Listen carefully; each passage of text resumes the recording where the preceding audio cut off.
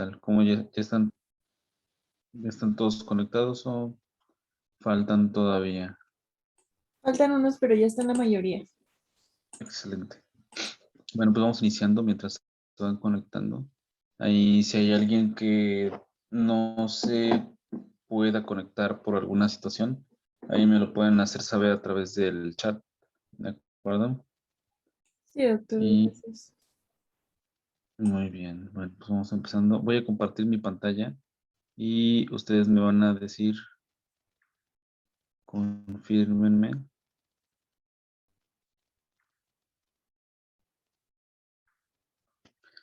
Si ya están observando mi pantalla ya, ¿verdad? Yo creo que Sí, sí. ya se ve. Sí,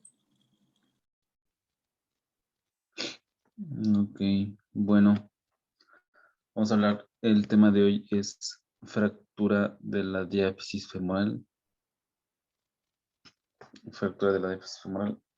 Bueno, ya hablamos en las clases pasadas acerca de la fractura del fémur proximal. Ya vimos que es un tema complejo, ya vimos que es un tema bastante amplio. Este contrario, hablando de las fracturas de la diáfisis femoral, es un tema mucho más concreto, eh, mucho más simple de plantear. No hay tantas ambigüedades o no hay tantas ambigüedades en la explicación y en el manejo. Entonces vamos a empezar delimitando, hablando de cuál es la que se considera una fractura de la diáfisis femoral. Hablando de anatomía, desde dónde se extiende la diáfisis del fémur y cómo es que nosotros vamos a determinar si se trata de una fractura de la diáfisis femoral. Una línea imaginaria que va desde el término del trocánter menor, ahí comienza la diáfisis femoral y termina cuando se inicia el ensanchamiento de la metáfisis distal femoral. Más allá de la metáfisis distal femoral, será una fractura de fémur distal y tendrá un protocolo de manejo y de un protocolo diagnóstico, de manejo y de pronóstico totalmente diferente a la fractura de la diáfisis. ¿De acuerdo? Entonces, ahorita vamos a hablar de aquellas fracturas que se presentan distales al trocánter menor, pero proximales a la línea imaginaria en donde comienza la metáfisis, en donde comienza el ensanchamiento del fémur, ¿de acuerdo? Entonces,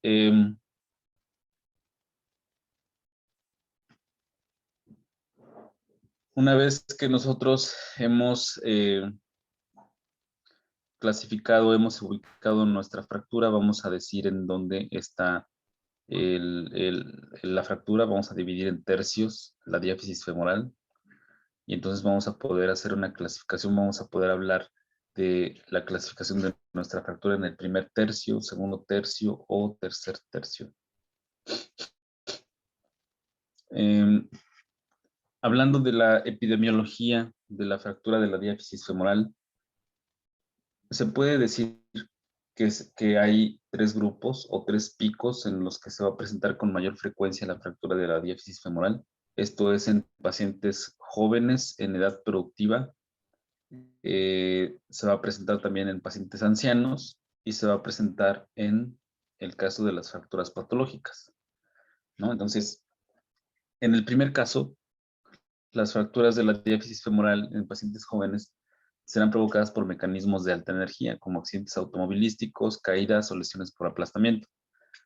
En el segundo grupo que mencioné, que es en los ancianos, se va a presentar por mecanismos de baja energía. Y entonces la fractura de la diáfisis femoral será provocada principalmente por la baja calidad ósea. En el tercer grupo, cuando se da en pacientes que tienen condiciones que debilitan el hueso, que lisan el hueso, que lo destruyen en alguna zona específica, como por ejemplo puede ser una lesión tumoral lítica, tanto benigna como maligna, un proceso de osteomielitis, un proceso infeccioso en el hueso, o el uso de medicamentos eh, que se interponen o que son antirresortivos, medicamentos que dificultan la absorción ósea del calcio, por ejemplo, el uso de esteroides. Entonces, en ellos es el tercer grupo en donde se va a presentar las fracturas de la diáfisis femoral. Entonces, pacientes jóvenes, pacientes en edad de adulto mayor, ancianos, pues, y en el caso de pacientes con alguna condición patológica o fisiológica determinada. Eh, Aquí es muy importante que conozcamos cuáles son los compartimentos que vamos a encontrar en el muslo, porque esos compartimentos van a determinar hacia dónde se va a dirigir el fragmento óseo, el fragmento óseo distal principalmente. Todas las fracturas del fémur, o bueno, casi todas, salvo raras excepciones, pero casi todas van a ser desplazadas de manera importante. Se va a cabalgar el fragmento distal sobre el fragmento proximal, y a pesar de los esfuerzos que hagamos para hacer una reducción cerrada, va a ser un esfuerzo infructuoso. Siempre en las fracturas de la diáfisis femoral, las fuerzas de tracción ejercidas por los diferentes compartimentos musculares van a provocar que el fragmento se desplace. Y aunque hagamos tracción y hagamos las maniobras de reducción, los fragmentos se volverán a desplazar. Esta es la explicación, porque en determinado tercio del segmento de la diáfisis femoral hay inserción de diferentes grupos musculares, y dichos grupos musculares van a desplazar, van a traccionar y van a desplazar dicho fragmento. Es por eso que todas las fracturas de la diáfisis femoral generalmente se tienen que manejar de forma quirúrgica, ya sea en su fase aguda como una medida de contención de daños, como por ejemplo cuando ponemos un fijador externo, o mediante la osteosíntesis definitiva. Es importante que conozcamos la irrigación del segmento de la diáfisis femoral, porque las fracturas de la diáfisis femoral tienen una alta incidencia de retraso en la consolidación, tienen una de las más altas incidencias de pseudoartrosis, justamente porque la irrigación de la diáfisis femoral es precaria comparada con otros segmentos del mismo hueso, del mismo fémur, o comparada con otros huesos. Esto tiene su explicación porque la diáfisis femoral en particular es un segmento del fémur que está diseñado, está destinado a soportar carga, por lo tanto debe de ser un hueso bastante resistente.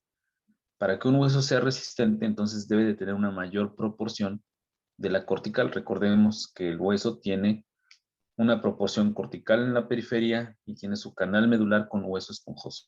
Entonces, en el caso de la diáfisis femoral, debe de tener una cortical bastante gruesa y una porción medular con hueso esponjoso mucho más reducida. ¿Y esto qué efecto tiene? El hueso cortical siempre va a ser mucho menos irrigado que el hueso esponjoso. El hueso esponjoso tiene mayor cobertura o mayor aporte sanguíneo siempre. Entonces, las fracturas que se dan en aquellos segmentos del hueso o en aquellos huesos que tengan mayor proporción de hueso cortical versus, perdón, mayor proporción de hueso esponjoso versus hueso cortical, tendrán mayor aporte sanguíneo y tendrán mayor capacidad de cicatrización. Entonces, esta condición no la cumple el fémur. El fémur está diseñado para soportar cargas, pero a cambio de ello debe tener una gran proporción de hueso cortical, que es sumamente ineficaz para su consolidación. Y entonces, por eso que tenemos, es mucho más frecuente eventualidades como el retraso en la consolidación. Se considerará retraso en la consolidación en un adulto cuando después de la osteosíntesis, pasados 7 meses, algunos libros dicen que 6 meses, la mayoría dice que 7 meses, pasados entre 6 y 7 meses, no hay consolidación. Si no hay consolidación en ese lapso, se considerará retraso en la consolidación, retraso en la cicatrización ósea. Y se considera fallo en la cicatrización ósea o pseudoartrosis cuando han pasado 9 meses y no hemos obtenido la cicatrización del hueso. Entonces ahí tenemos los dos parámetros: 6 meses, retraso; 9 meses, falla, pseudoartrosis. ¿De acuerdo? Hasta aquí, ¿alguien tiene alguna duda? ¿Algo que quieran comentar? No, doctor. Hasta aquí todo va más o menos claro. Ok. Bueno, entonces aquí están los 3 mecanismos de lesión. Vamos a más o menos a retomar lo que decíamos en las primeras diapositivas. Por eso es que voy a ser un poco más breve. Pacientes jóvenes, mecanismos de alta energía. Pacientes ancianos, mecanismos de baja energía. ¿Cuáles son los mecanismos de baja energía? ¿A qué nos referimos con mecanismos de baja energía? Ya comentamos cuáles son los de alta energía, ¿no? Ya lo dijimos: accidentes automovilísticos a una velocidad mayor a 60 kilómetros por hora, caídas de altura, por ejemplo, de más de 2 metros, de 2 metros y medio, o fracturas por aplastamiento. Ya dijimos, son los mecanismos de alta energía. ¿Cuáles son los de baja energía? Pues cuando el anciano se cae, cuando el paciente se cae desde su propia altura. Va caminando normal en el piso, sufre una caída, se considera de baja energía y tiene una fractura. Es una fractura por mecanismo de baja energía. ¿De acuerdo? Ese es entonces el otro mecanismo de la fractura del fémur: alta energía, baja energía. Y el tercero que vemos aquí en esta diapositiva es la fractura por sobrecarga, o también denominada fractura por estrés. Y aquí retomamos nuevamente el concepto que teníamos, o que la idea que vimos en la diapositiva, en las diapositivas previas, de las inserciones de los grupos musculares, los cuales con el trabajo, con la marcha, con las actividades de carga, esos músculos van a estar actuando y traccionando y haciendo fuerzas de tensión continuas, repetitivas, constantes, recurrentes sobre el hueso, hasta que terminan por vencerlo, hasta que terminan por romperlo. Entonces, como lo dice aquí en la presentación, esto se da en aquellos pacientes que tienen un desempeño físico más allá del soporte o de la resistencia de los tejidos, en este caso en el tejido del hueso. Alguien que no está acostumbrado a una demanda física tan importante, que de repente se impone una rutina para correr, para alcanzar más distancias, o para correr durante más tiempo, o para realizar actividades de carga a las cuales su organismo, su aparato musculoesquelético no está preparado, no está adaptado. Se sobrepasa esa resistencia del tejido y viene la fractura por sobrecarga, o también denominada fractura por estrés. Cuando nosotros valoramos a un paciente, en la evaluación inicial de un paciente con fractura de fémur, nosotros debemos asumir que va a tener un secuestro sanguíneo importante. En algunos libros se maneja 1000 mililitros, en algunas otras fuentes 1200 mililitros. Es lo que puede o debemos asumir que un paciente va a tener como sangrado contenido dentro de los compartimentos del muslo cuando tenemos una fractura de la diáfisis femoral. ¿De acuerdo? Entonces, debemos nosotros estar al pendiente que si tenemos un paciente con mecanismo, por ejemplo, de alta energía, no solo debemos de estar al pendiente de la valoración ABCDE, la evaluación primaria y la evaluación secundaria que hemos mencionado aquí en las clases, sino que también debemos estar al pendiente de aquellos datos que nos digan que haya inestabilidad hemodinámica secundario a una pérdida de volumen sanguíneo importante, como lo es 1000 mililitros o 1200 mililitros, ¿no? Los cuales van a ser hipotensión, taquicardia, hablando de las constantes o de los signos vitales, y hablando de el aspecto clínico. Podemos ver un paciente somnoliento, un paciente con un aspecto de estar ansioso, con agitación psicomotriz, por ejemplo. O podemos ver un paciente con palidez de tegumentos o palidez de la piel, o con sudoración fría, un paciente diaforético.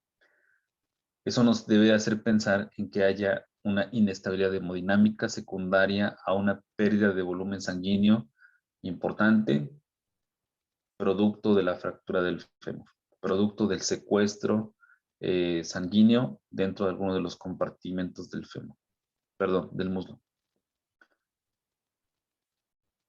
Asimismo, también nosotros debemos de valorar las lesiones asociadas. Las lesiones asociadas a una fractura de fémur, ya lo dijimos, puede ser la lesión de un vaso importante. Los vasos importantes, como la arteria y vena femorales, van en el compartimento posterior, y también el trayecto ciático va en la parte posterior del fémur, de la diáfisis femoral. Entonces debemos estar pendientes del déficit neurológico, del, por ejemplo, paresia, parálisis, disminución de la sensibilidad, y debemos estar al pendiente del déficit vascular, ¿no? Por ejemplo, la disminución de los pulsos distales o la desaparición de los pulsos distales al sitio de la fractura, o bien un retraso en la velocidad de llenado capilar.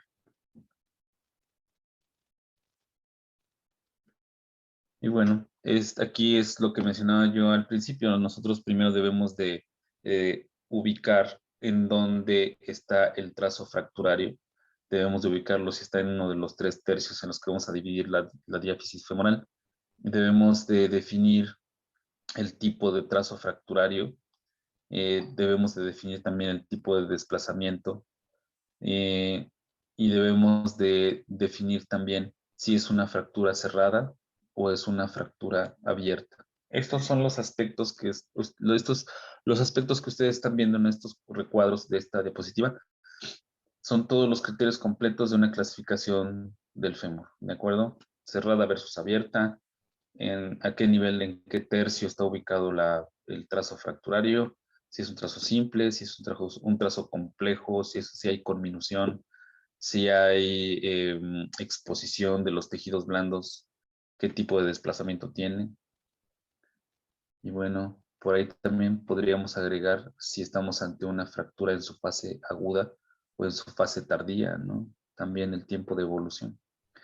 Esta es una sugerencia en virtud de que no hay un consenso acerca de las fracturas de la diáfisis femoral. Nosotros podemos utilizar esta clasificación, la clasificación de Winkist y Hansen, que toma en cuenta, si se ponen a observar con detenimiento, toma en cuenta exactamente los mismos criterios de la clasificación AO, ¿de acuerdo?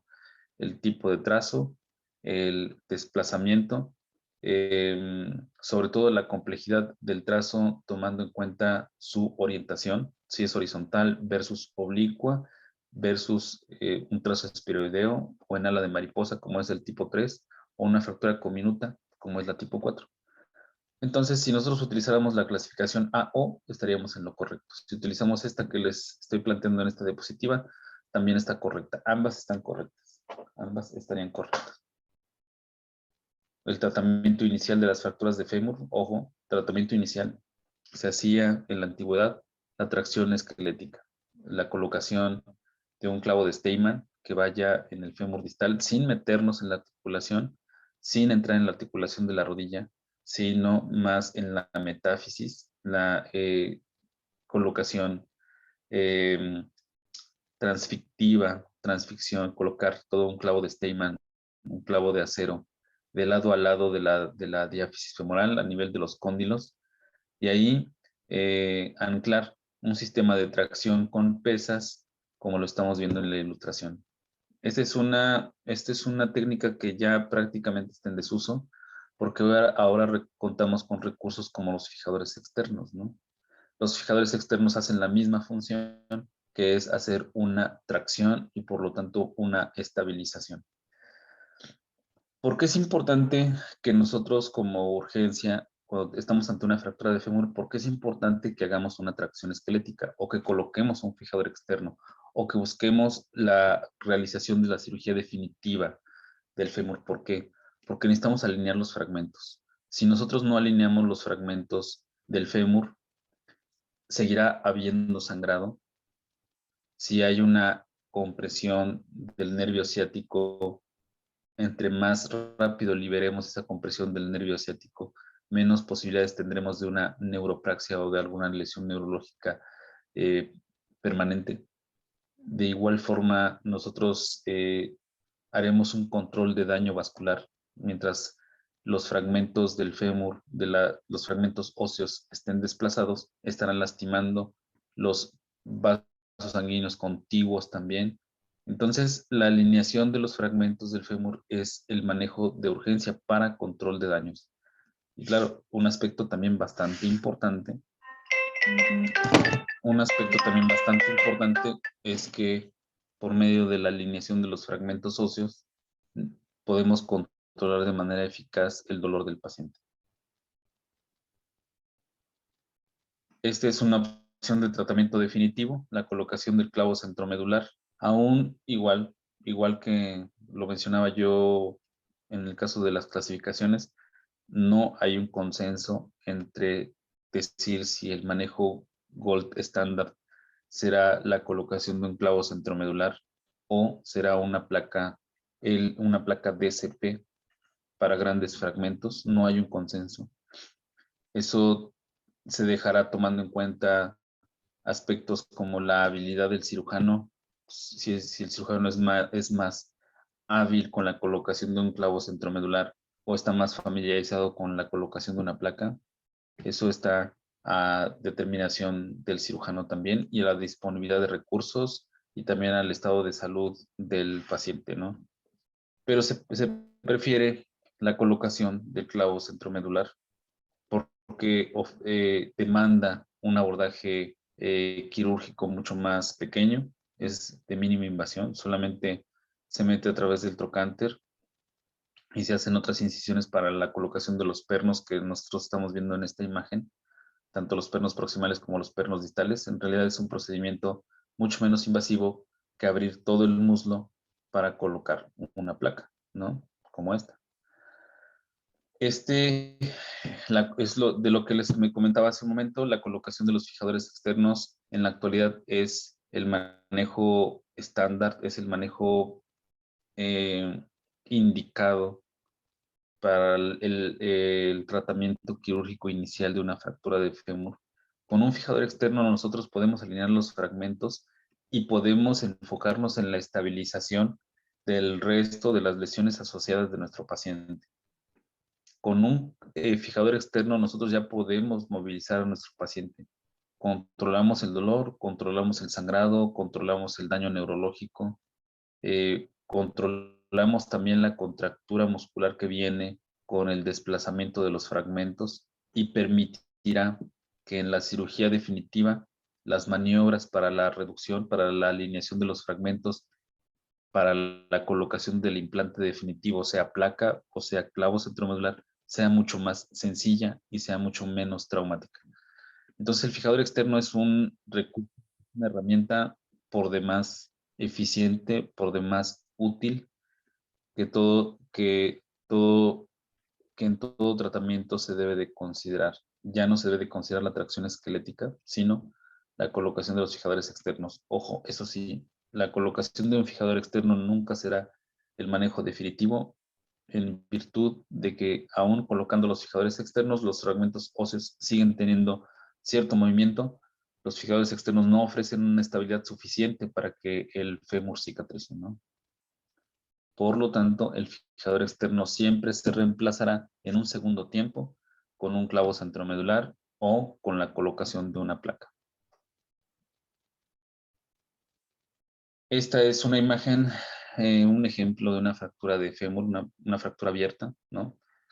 Aquí ya podríamos estar hablando de un agustilo grado 3, ¿no? Pero recordemos que las fracturas abiertas o las fracturas expuestas no necesariamente tienen que ser tantos como la imagen, sino que podemos un agustilo grado 1 cuando una solución de la continuidad de la piel comprobemos que está comunicada con el foco fracturario o que a través de ella podamos nosotros tocar un fragmento óseo, ¿no?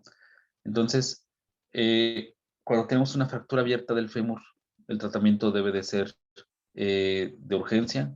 Se considera que es producto de un mecanismo de alta energía. Debemos de tener siempre presente que estamos ante un paciente de trauma, de un trauma severo, donde puede haber lesiones asociadas, tanto en la cuestión neurológica, respiratoria o abdominal o vascular, ¿de acuerdo? Siempre habrá lesiones asociadas cuando estemos ante una fractura de fémur. Es difícil que una fractura expuesta de fémur venga aislada y que no venga asociada a otras lesiones graves. Entonces, se debe de hacer el debridamiento, la cirugía, la limpieza quirúrgica como urgencia y la estabilización con la colocación de un fijador externo. ¿De acuerdo?